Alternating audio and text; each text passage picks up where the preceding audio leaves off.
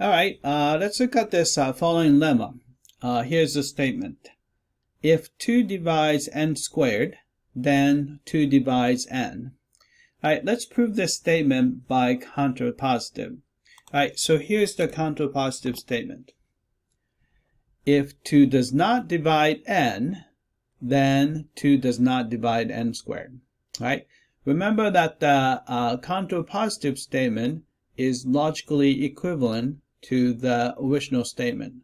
So instead of tackling the original statement, it might be easier to tackle the counterpositive statement. Right? So let's try that. So we're going to assume 2 does not divide n. Right? So if 2 does not divide n, we know that the n is an odd number. So we know that there exists some integer k such that n is equal to 2k plus 1. Once you have an expression for n, we can get the expression for n squared by squaring both sides.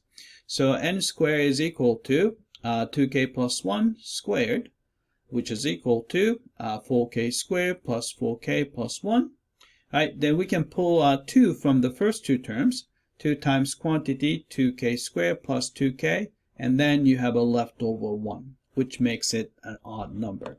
Alright, so since it's an odd number, we're going to make it a little bit formal. We know that there exists some integer L, namely 2k squared plus 2k. Since k is an integer, 2k squared plus 2k is also an integer, such that n is equal to 2 times some integer L plus 1.